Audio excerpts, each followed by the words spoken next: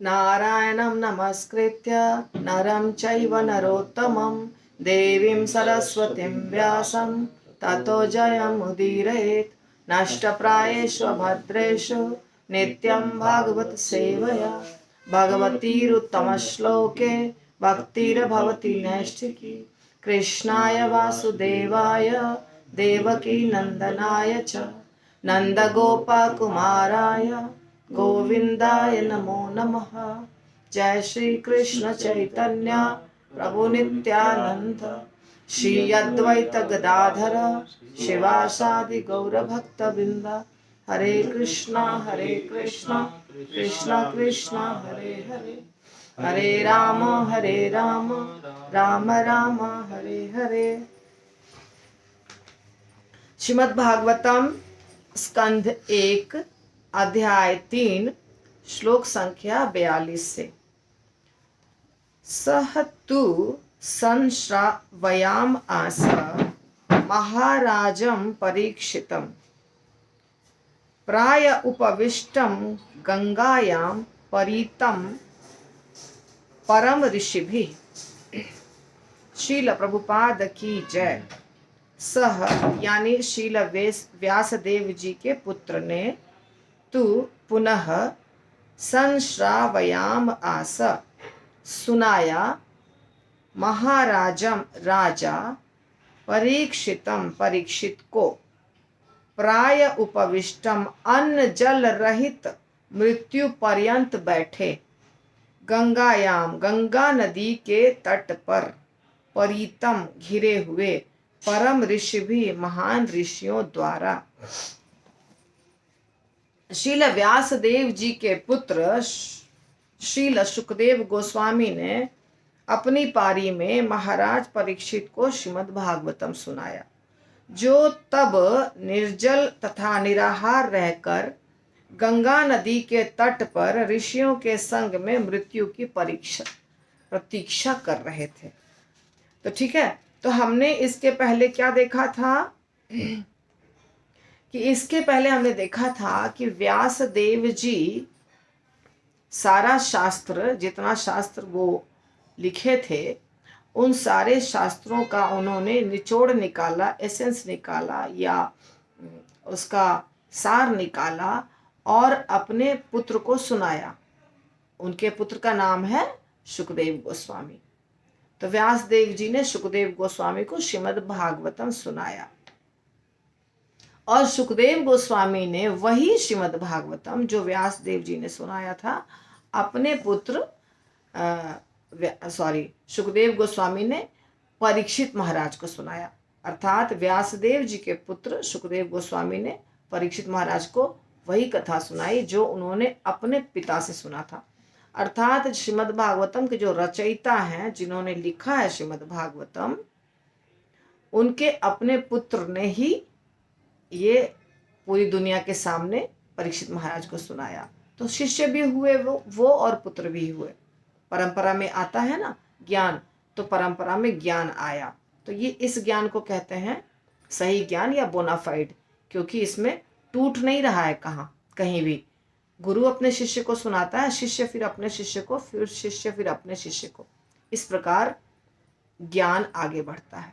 व्यासदेव जी के बारे में श्रीमद् भागवतम में बताया गया है कि व्यासदेव जी भगवान के साहित्यिक अवतार थे।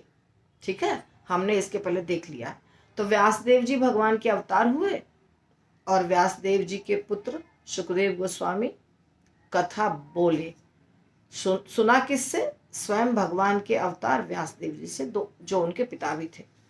और सुखदेव गोस्वामी ने कथा कहाँ सुनाई? गंगा के तट पर। गंगा के तट पर परीक्षित महाराज को, जो भूखे प्यासे थे, अन्न जल कुछ भी ग्रहण नहीं कर रहे थे, मृत्यु की प्रतीक्षा कर रहे थे, मृत्यु की प्रतीक्षा कर रहे थे। और गंगा नदी के तट पर परीक्षित महाराज के साथ साथ बहुत सारे ऋषि मुनि भी थे, गृहस्थ भी थे। सब बैठकर कथा सुने 7 दिन 7 रात, निराहार और निर्जल, जल भी नहीं, भोजन भी नहीं, कुछ भी नहीं, सिर्फ कथा। सिर्फ कथा का पान किया। प्राय उपविष्टम यानी अन्न जल रहित मृत्यु पर्यंत बैठे रहे। गंगायाम, याद रखिएगा ये कथा कहाँ हुई है, गंगा के तट पर। कृष्णे स्वधाम उपगते धर्म ज्ञान आदिभिः सह कलौ नष्ट दृशाम एषः पुराण अर्कः अधुना उदितः। कृष्ण, परम भगवान कृष्ण स्वधाम अपने धाम, उपगते वापस जाने पर, धर्म ज्ञान इत्यादि सह साथ, कलौ कलयुग में, नष्ट दृशाम जिन मनुष्यों की दृष्टि नष्ट हो चुकी है उनके, एषः ये सब, पुराण अर्कः सूर्य के समान प्रकाशमान पुराण, अधुना इस समय, उदितः उदय हुआ है। यह श्रीमद् भागवतम पुराण, श्रीमद् भागवतम एक पुराण है, तो यह श्रीमद् भागवतम पुराण सूर्य के समान तेजस्वी है। सूर्य के समान तेजस्वी यानी सूर्य कैसा होता है, सूर्य से तेज निकलता है। कहीं भी अगर सूर्य प्रकट है तो वहां पूरे स्थान पर प्रकाश रहेगा, अंधेरा बिल्कुल नहीं रहेगा। शास्त्रों में अंधेरा की तुलना अज्ञानता से की जाती है। अंधेरा यानी अज्ञानता, प्रकाश यानी ज्ञान।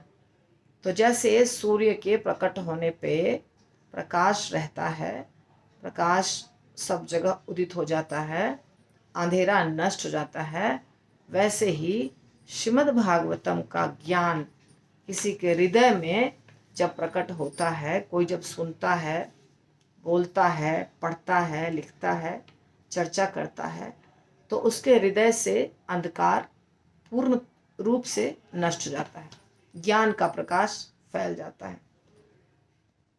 इसीलिए इसको क्या कहा जा रहा है,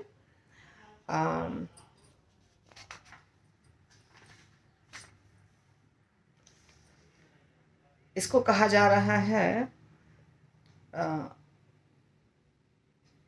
पुराण अर्कः। पुराण तो है ही, मगर अर्कः यानी सूर्य के समान प्रकाशवान। श्रीमद् भागवतम की तुलना सूर्य से की जा रही है, सूर्य के समान प्रकाशवान। यदि श्रीमद् भागवतम हमें प्रकाश देता है, ज्ञान देता है। धर्म ज्ञान आदि के साथ भगवान श्री कृष्ण के अपने धाम चले जाने के तुरंत बाद इसका उदय हुआ। जब भगवान कृष्ण चले गए अपने धाम, लीला समाप्त करके, उसके बाद श्रीमद् भागवतम ऐसे तो बहुत ये इटर्नल है, नित्य है, पर उसके बाद ये श्रीमद् भागवतम की कथा सुखदेव गोस्वामी ने परीक्षित महाराज को सुनाया। ये भगवान जा चुके थे, भगवान ने अपनी लीला समाप्त कर दी थी, उसके बाद ये कथा हुई। ऐसे ये कथा बहुत बार हो चुकी है, परंतु अभी हम यही समझेंगे, क्योंकि व्यासदेव जी ने लिखा है, पहले लिखा व्यासदेव जी ने, उसके बाद अपने पुत्र को सुनाया, तो उसके बाद की चर्चा हो रही है। भागवतम ग्रंथ आ जाने के बाद पहली बार कथा हुई गंगा तट पर परीक्षित महाराज के लिए और बहुत सारे ऋषि मुनियों के लिए। तो ये जो घटना घटी है, ये भगवान कृष्ण के अपने धाम जाने के बाद की घटना है।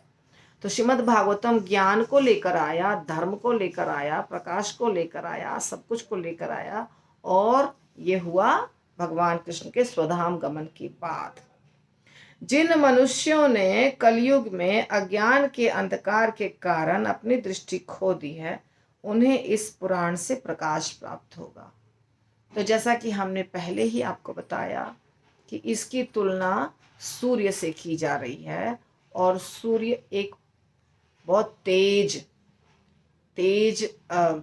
चीज है या तेज प्लैनेट है, तो उससे प्रकाश निकलता है, ठीक है, और प्रकाश की तुलना ज्ञान से की जाती है। उसी प्रकार ये श्रीमद् भागवतम से जब प्रकाश निकलेगा तो सब अज्ञानी, जितने भी अज्ञानी व्यक्ति हैं, उनके अज्ञान को नष्ट कर देगा। कलयुग में ज्यादातर लोग अज्ञानी हैं, पथ भ्रष्ट हैं, आलसी हैं। मंदाह सुमंद मतियो मंद भाग्या ही उपद्रुता, है ना श्लोका। प्रायेण अल्प आयुष कलो सभ्य अस्मिन युगे जनाः। तो कलयुग के लोगों का लक्षण है कि वे अज्ञानता में रहते हैं, रजोगुण में रहते हैं, आलसी होते हैं, पथभ्रष्ट होते हैं, मोहित होते हैं, माया के वशीभूत होते हैं। ये कलयुग के मैक्सिमम लोग जो है उनके लक्षण की चर्चा हो रही है। कोई कोई होते हैं जो सतोगुणी होते हैं, जिनके अंदर ऋषि मुनि वाला लक्षण होता है या वैष्णव वाले लक्षण होते हैं, वैसे लोग बहुत कम होते हैं।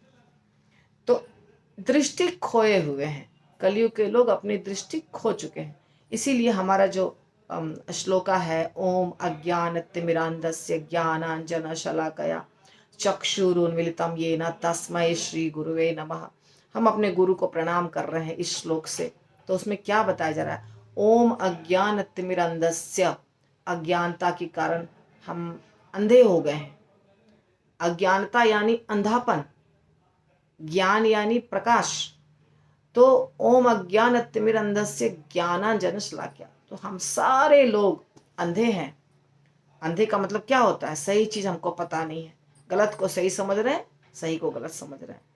तो ज्ञान रूपी काजल लगाते हैं गुरु, ज्ञानांजन शलाकया, और चक्षुरुन्मीलितं येन, चक्षु को, आंखों को खोल देते हैं।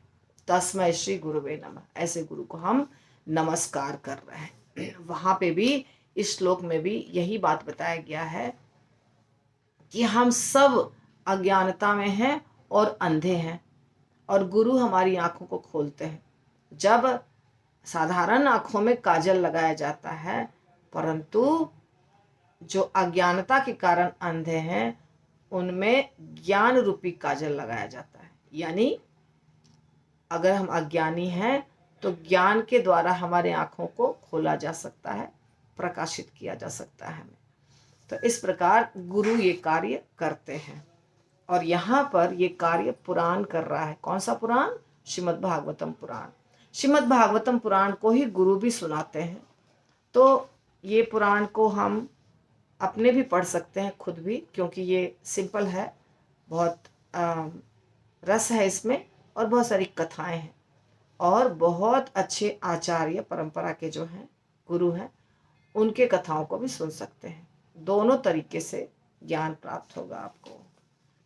तत्र कीर्तयतो विप्रा विप्रऋषे भूरि तेजसः अहम च अद्य गमं तत्र निविष्टः तत् अनुग्रहात् सह अहम वह श्रावयिष्यामि यथा अधीतं यथामति। तत्र वहाँ कीर्तयतः, कीर्तन करते हुए, विप्राह, हे ब्राह्मणों, विप्र ऋषि, महान ब्रह्मर्षि से, भूरि अत्यधिक, तेजसः शक्तिशाली, अहम मैं, च भी, अध्यगमम समझ सका, तत्र उस सभा में, निविष्ट पूर्ण रूप से एकाग्रचित्त होकर, तत् अनुग्रहात् उसकी कृपा से, सह वही वस्तु, अहम मैं वह आपको, श्राविष्यामि सुनाऊंगा, यथा अधीतम तथा यथामति जितना मेरा अनुभव है। तो सुखदेव गोस्वामी जब कथा सुना रहे थे, जिसकी चर्चा अभी हुई, तो उस समय सूत गोस्वामी श्रोता के रूप में बैठे हुए थे। ठीक है ना, जब कोई कथा सुनाता है तो वहां पे बहुत सारे श्रोता बैठते हैं, हजारों की संख्या में, लाखों की संख्या में, 100-200, हर प्रकार के कथा अलग अलग प्रकार की होती है, और श्रोता बहुत प्रकार के होते हैं। ये जब कथा चल रही थी तो यहाँ हजारों की संख्या में ऋषि मुनि बैठे हुए थे। उसमें सूत गोस्वामी, जो कि बहुत प्रमुख ऋषि हैं, वो भी बैठे हुए थे, सूत गोस्वामी। तो सूत गोस्वामी ने सुखदेव गोस्वामी से कथा श्रवण किया, सेम जितना परीक्षित महाराज ने सुना, सब कुछ सूत गोस्वामी ने भी सुना। परंतु सूत गोस्वामी कह रहे हैं कि मुझे जितना ज्ञान हुआ, या जितना मेरी शक्ति है, या जितना मेरा अनुभव है, उतना मैं आपको सुनाऊंगा, है ना। जितना मैंने सीखा या आत्मसात किया। कथाकार जितना बोलता है पूर्ण रूप से सुनने वाले के हृदय में नहीं जाता है, कुछ परसेंटेज जाता है, कुछ भाग जाता है, कुछ नहीं जाता है। केवल जो भगवान हैं उनकी बात अलग है। चैतन्य महाप्रभु जब सुने थे केशव कश्मीरी के मुख से गंगा माता की प्रशंसा, तो पूर्ण रूप से 100% आत्मसात कर लिया था, ये याद हो गया था। हर व्यक्ति को नहीं होता है। पर सूत गोस्वामी बहुत गुणवान थे और उनको तो करीब करीब पूरा हो गया था, आत्मसात कर लिए थे। इसीलिए अभी ये जो कथा चल रही है ये अलग कथा है। सूत गोस्वामी अभी कथा कर रहे हैं और सूत गोस्वामी कह रहे हैं कि पहले मैंने सुना था, वही मैं सुना रहा हूँ। तो हमको यहाँ ये समझना है कि हमको कथा जब करनी है तो अपने मन से नहीं करनी है, जो हमारे आचार्य सुना चुके हैं उसी को रिपीट करना है। जैसे सूत गोस्वामी कह रहे हैं कि मैंने सुना था सुखदेव गोस्वामी से, और सुखदेव गोस्वामी ने सुना था अपने पिता व्यासदेव जी से, और व्यासदेव जी खुद भगवान के अवतार हैं। तो यानी क्या हो गया, व्यासदेव जी, सुखदेव गोस्वामी और अभी सूत गोस्वामी, गुरु शिष्य परंपरा शुरू हो गई। तो सूत गोस्वामी जो भी सुनाएंगे वो as it is, Bhagavad Gita जशी आहे तशी, यथारूप, एज इट इज। तो इस प्रकार। और यहाँ पे और भी एक बात कह रहे हैं, मैंने अत्यंत ध्यान पूर्वक सुना था। कथा हमेशा ध्यान पूर्वक सुनना चाहिए। और इस प्रकार उनकी कृपा से मैंने उन महान शक्ति संपन्न ऋषि से श्रीमद् भागवतम सीखा। श्रीमद् भागवतम कोई कोई बहुत अच्छे प्रवक्ता होते हैं और उनसे बहुत सारे स्टूडेंट या भक्त जाके सीखते हैं भागवतम। तो पहले के ज़माने में, बहुत पहले जब षड गोस्वामी थे, तो हमारे षड गोस्वामी सब भागवतम के बहुत अच्छे प्रवक्ता थे, जिसमें गदाधर पंडित जो थे वो इतने अच्छा प्रवचन देते थे श्रीमद् भागवतम पर कि चैतन्य महाप्रभु उनके मुख से सुनते थे और इतना रोते थे गदाधर पंडित, बोलते बोलते, कथा करते करते, कि ये पूरा किताब जो है ना, ग्रंथ, उसके शब्द मिट गए थे उनके आंसू से। रघुनाथ दास गोस्वामी बहुत अच्छा श्रीमद् भागवतम की कथा करते थे। तो बहुत बड़े बड़े कथाकार होते थे पहले, और उनसे फिर बहुत सारे शिष्य, जैसे जीव गोस्वामी से सीखने के लिए बहुत सारे शिष्य गए थे, जो कथा ज्ञान, शास्त्रों का ज्ञान, जीव गोस्वामी बहुत पारंगत थे ज्ञान में। तो नरोत्तम दास ठाकुर, श्यामानंद पंडित, आप जानते हैं कि ये लोग सब जीव गोस्वामी से शिक्षा ग्रहण कर रहे थे, तो इनसे ये लोग सीख रहे थे। तो कथाकार जो है, अच्छे कथाकार से हमें कथा सीखनी चाहिए और फिर वैसा का वैसा ही सुनाना चाहिए, जो सीखा वही सुनाना चाहिए। तो यही यहाँ इस श्लोक से हम ये भी शिक्षा प्राप्त करते हैं। तीसरा अध्याय अभी समाप्त हो गया। चौथा अध्याय जो है बहुत सुंदर, अब कथा आ गई है, वास्तव में कथा आ गई है जो आप एंजॉय करते हैं। एक फिलॉसफी पार्ट होता है और एक कथा पार्ट होता है। फिलॉसफी पार्ट बहुत भक्तों को अच्छा नहीं लगता है क्योंकि थोड़ा सा टफ होता है समझना, कथा सबको अच्छा लगता है। तो चौथा अध्याय जो है उसका शीर्षक है श्री नारद मुनि का प्राकट्य, अर्थात नारद मुनि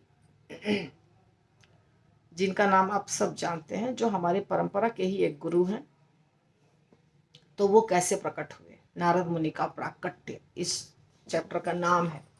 व्यास उवाच, अभी व्यास उवाच क्यों है, क्योंकि व्यासदेव जी ने सुखदेव गोस्वामी को सुनाया था और व्यासदेव जी ने इस ग्रंथ को भी लिखा है। तो व्यासदेव जी अभी कह रहे हैं, अभी तक कौन कह रहे थे, सूत गोस्वामी। आप ध्यान दीजिएगा, श्रीमद् भागवतम में सब बोलते हैं, सुखदेव गोस्वामी बोलते हैं, व्यासदेव जी बोलते हैं, सूत गोस्वामी बोलते हैं, अलग अलग जगह पे अलग अलग। अभी यहाँ है व्यास उवाच इति ब्रुवाणम संस्तूय मुनीनाम दीर्घ सत्रिणाम वृद्ध कुलपति सूतम बहुऋचः शौनकः अब्रवीत। व्यासः श्रील व्यासदेव ने उवाच कहा, इति इस प्रकार ब्रुवाणम बोलते हुए, संस्तूय बधाई देते हुए, मुनि नाम महान साधुओं में दीर्घकालीन सत्रिणाम यज्ञ संपन्न करने में लगे रहने वाले वृद्ध वयोवृद्ध कुलपति सभा के अध्यक्ष सूतम श्री सूत गोस्वामी को बहुरिचः विद्वान शौनक नामक अब्रवीत संबोधित किया। तो श्रील व्यास देव जी ने कहा, श्रील सूत गोस्वामी को इस प्रकार बोलते देखकर दीर्घकालीन यज्ञोत्सव में लगे हुए समस्त ऋषियों में विद्वान तथा वयोवृद्ध अग्रणी शौनक मुनि ने श्रील सूत गोस्वामी को निम्न प्रकार संबोधित करते हुए बधाई दी। तो जब कथा शुरू हुई है तो वहां हमने देखा था कि 1000 साल तक चलने वाले यज्ञ के लिए बहुत सारे ऋषि मुनि नैमिषारण्य में एकत्रित हुए थे। ठीक है, और उन लोगों ने सूत गोस्वामी को व्यासासन दिया था, एक ऊंचा मंच दिया था बैठने के लिए, और उनसे पूछा था, उनसे कहा था कि आप हमें कथा सुनाइए। यहीं से हमारी कथा शुरू हुई थी। फिर सूत गोस्वामी ने कहा कि ऐसे ऐसे करके सुखदेव गोस्वामी से मैंने सुना है और आपको अब मैं सुनाने जा रहा हूं। शौनक आदि ऋषियों ने प्रश्न पूछे थे सूत गोस्वामी से। व्यासदेव जी लिख रहे हैं श्रीमद् भागवतम, इसीलिए व्यासदेव जी अब आगे कहते हैं कि इस प्रकार जब सूत गोस्वामी ने बोला, यानी सूत गोस्वामी ने क्या बोला, सुखदेव गोस्वामी का इंट्रोडक्शन दिया। सुखदेव गोस्वामी कौन है, व्यासदेव जी कौन है, और कैसे सुखदेव गोस्वामी ने ज्ञान प्राप्त किया, कैसे व्यासदेव जी ने उनको ज्ञान दिया, और कैसे अब सूत गोस्वामी वही ज्ञान को बताने वाले हैं। ये पूरा सूत गोस्वामी ने बता दिया। अब व्यासदेव जी कहते हैं कि सूत गोस्वामी जब ये सब बोले तो वहां सभा में बहुत लोग बैठे हुए थे, जिसमें शौनक मुनि एक थे, जो बहुत प्रसिद्ध मुनि है, जो लीडर हैं। मतलब अभी 1000 लोग बैठे हैं, सब तो नहीं बोलेंगे, कोई एक होता है ना जो वक्ता का प्रवक्ता का गुणगान करता है, तो वो थे शौनक ऋषि। तो शौनक ऋषि ने कुछ बोला। क्या बोला वो अभी आप सुनिए। सूत सूत महाभाग वदनो वदताम वर कथाम भागवतीम पुण्याम यदाह भगवान शुक। सुखदेव गोस्वामी शौनक उवाच, शौनक ऋषि कह रहे हैं, सूत सूत, हे सूत गोस्वामी, महाभाग परम भाग्यशाली, वद कृपया कहें, नह हमसे, वदताम बोलने वालों में से, वर आदरणीय, कथाम संदेश को, भागवतीम श्रीमद् भागवतम के, पुण्याम पवित्र, यत जो आह कहा भगवान परम शक्तिमान शुकः शील सुखदेव गोस्वामी ने। शौनक मुनि ने कहा, हे सूत गोस्वामी, जो बोल सकते हैं तथा सुना सकते हैं, उन सब में आप सर्वाधिक भाग्यशाली तथा सम्माननीय हैं। ठीक है, सूत गोस्वामी का गुणगान किया। कृपा करके श्रीमद् भागवतम का पुण्य संदेश कहें, जिसे महान तथा शक्ति संपन्न ऋषि शील सुखदेव गोस्वामी ने सुनाया था। तो श्रीमद् भागवतम ग्रंथ है। श्रीमद् भागवतम कितना अच्छा ग्रंथ है, कैसे ये रस है, कैसे ये सुखदेव गोस्वामी के द्वारा चखा गया तो और रसीला हो गया, ये सब चर्चा हो चुकी है। अब ऋषि मुनियों को पता चल चुका है कि हम सुनने वाले हैं श्रीमद् भागवतम, और कहाँ से आया है, कितना महत्वपूर्ण है, ये सारा ज्ञान 3 अध्याय तक में हो गया। तो अब कहते हैं शौनक ऋषि कि हे सूत गोस्वामी, आप परम भाग्यशाली, जो आपको ऐसा ये इतना महत्वपूर्ण विषय जो है श्रीमद् भागवतम, ये आता है आपको बोलने भी, और आप बोल सकते हैं, आप सुना सकते हैं। तो अब आप श्रीमद् भागवतम की कथा हमें सुनाइए, पुण्य संदेश कह सुनाइए, जिसे आपने सुखदेव गोस्वामी से सुना था। सुखदेव गोस्वामी से इन्होंने कथा सुनी और उस कथा को अब ये रिपीट करेंगे। कस्मिन् युगे प्रवृत्ते अयं स्थाने वा केन हेतुना कुतः संचोदितः कृष्ण कृतवान संहितां मुनि। कस्मिन् किस युगे युग में प्रवृत्ता प्रारंभ हुआ, इयम इस स्थान में, वा अथवा केन किस हेतुना कारण से, कुतः कहाँ से, संचोदितः प्रेरणा पाई, कृष्ण द्वैपायन ऋषि व्यासदेव ने, कृतवान संकलित किया, संगीताम वैदिक साहित्य को, मुनि विद्वान। तो पूछा उन्होंने, बताया भी और पूछ भी रहे हैं कि ये कथा, श्रीमद् भागवतम की कथा सर्वप्रथम किस युग में तथा किस स्थान में प्रारंभ हुई और किस कारण से इसे प्रारंभ किया गया था। और महामुनि द्वैपायन श्रील व्यासदेव जी जो ने इस ग्रंथ को, इस साहित्य को संकलित करने की प्रेरणा कहाँ से आई, कहाँ से पाई, और डिटेल में जानना चाह रहे हैं, क्योंकि इसके पहले भी बता दिया है, फिर भी पूछ रहे हैं कि श्रील व्यासदेव जी को प्रेरणा कहाँ से मिली कि हम श्रीमद् भागवतम लिखें, कहाँ से प्रेरणा मिली, सबसे पहले किसने बोला श्रीमद् भागवतम, श्रीमद् भागवतम उत्पन्न कहाँ से हुआ। ठीक है, श्रीमद् भागवतम प्रारंभ कहाँ से हुआ, सबसे पहले ये आप हम लोग को बताइए। तो इसको जब बताना शुरू करते हैं तभी नारद मुनि की बात आती है, क्योंकि नारद मुनि ही तो थे ना जिन्होंने व्यासदेव जी को कहा था कि हाँ, आप दुखी हैं तो आप क्यों दुखी हैं और आपको श्रीमद् भागवतम लिखना चाहिए, क्योंकि व्यासदेव जी दुखी थे। तो ये अभी कथा होगी पूरी कि कैसे व्यासदेव जी दुखी थे और फिर नारद मुनि पहुंचते हैं जो उनके गुरु हैं, फिर वो कहते हैं आपने इतने सारे ग्रंथ लिखे, भगवान की लीला नहीं लिखी, भगवान का नाम रूप गुण आदि इसकी चर्चा स्पष्ट रूप से वेदों में नहीं की है, इसलिए आप असंतुष्ट हैं, आप दुखी हैं। तब व्यासदेव जी श्रीमद् भागवतम की रचना करते हैं या उसका संकलन करते हैं। तो इसलिए अब नारद मुनि का प्राकट्य और सारी घटना जो है वो अब आएगी, परंतु आज उतना नहीं हो पाएगा, होगा धीरे धीरे।